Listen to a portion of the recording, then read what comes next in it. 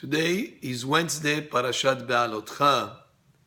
At the beginning of the Parashat of Behaalotecha, Aaron HaKohen is given the mitzvah, him and the rest of the Kohanim, to light the menorah every day in Bet HaMikdash. And the Pasuk says, Vaya'as ken Aaron. And Aaron did so. Very unusual for the Parashat to tell us that when Moshe instructed Aaron to do something, that Aaron carried out what he was instructed to do. It's not found, except here it says, Vaya'as ken, and Aaron did exactly as he was commanded. Why did the parasha need to mention it here? And there's more than one reason given. One of them, as she explained, is to indicate to us, Shelo Shina, he did not change. He did not do it differently than exactly as was instructed. He did it exactly according to what Moshe indicated he should do. But Mefarshim add another explanation, that Aaron HaKohen, even though his other Kohanim, his children could do it, he still took it on himself to do the mitzvah every day. And not just that, he did it with the same enthusiasm and the same excitement as the first day that he lit the menorah. He did it for all 39 years that they were in the desert, that he lit it in the desert after this point, that they were 40 years, but for 39 years after he was given this mitzvah, every day, day after day, he lit it with the same amount of enthusiasm, the same amount of excitement that it was the first time that he did it. How often is it that when we do sometimes a mitzvah for the first time, we're all very excited? When you see the first time you put on tefillin as a bar mitzvah, there's an incredible amount of celebration.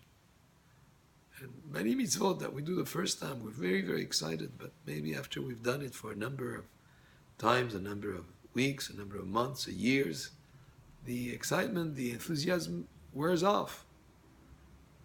Aaron HaKohen did it with the same amount of enthusiasm as the first day. That's an incredible quality. And that's a quality that we should learn from and try to always think about everything that we do that is a mitzvah, that we should try it every day to have it with the same kind of happiness and enthusiasm that we have as we had the first day. Maybe a challenge, but at least to work on it, to realize the great importance of every mitzvah. There is a portion in the Torah that we're going to read this Shabbat. There are two psukim that seem to have a parenthesis around them. There's a nun, a reverse nun, before the pasuk, the first one, and also after the second one. The psukim is Vahi v'insoa Aaron v'yomer Moshe Huma Hashem v'yafutzu ovecha v'yasuru b'sarecha b'panecha v'nucho yomar shuva Hashem rivavot alfei Yisrael.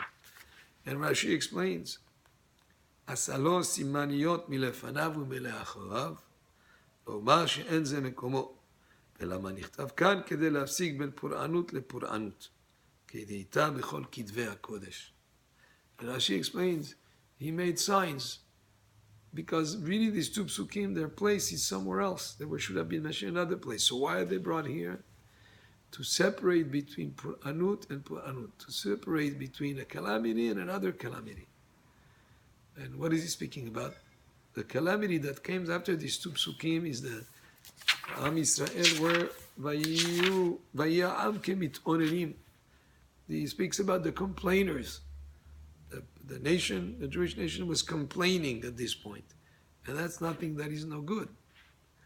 And they're complaining, and there was something that was wrong to complain at this point when they had everything that they were. They had the manna, they had Hashem was leading them in the desert, but they still complained. That was something that was bad. But if you see before, you don't find a calamity before. There doesn't seem to be anything that would indicate that there was a problem. Except Farshim explained, the pasuk, one of the psukim before says, Vayis'u mehar Hashem. They left the mountain of Hashem. And they left the mountain of Hashem. And Ikasif Techachamim explains here, Ketinok haboreach mi bet hasefer, like a child who runs away from school, maybe at the end of the school year, says like good riddance, that's it, enough. They had been at the mountain of Hashem, they had been at Har Sinai for some time before this point. And when they left quickly as if they wanted to say, now we want to already move away from here. So that also is something that is negative.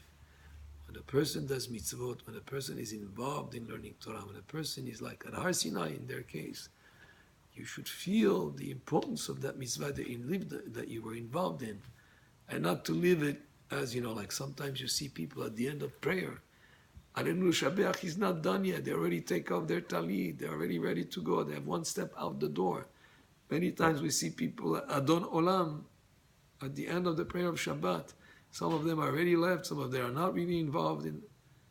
Realize the importance of the mitzvah.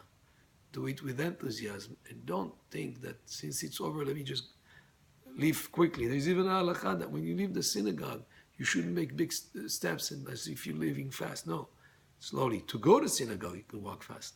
But to walk away, you walk in a more slow manner. And that's a very important point to keep in mind. The importance of a mitzvah, to do it with enthusiasm, and not to feel, it's over now, let me just leave it quickly. That was the problem that it was before the section with those sort of like parentheses, those noons that are written the opposite direction as extra, and that appears also in the Sefer Torah. This was some of the ideas from the parasha of this week, Parashat Behaalotecha. Baruch Adonai le'olam, Amen ve'amen.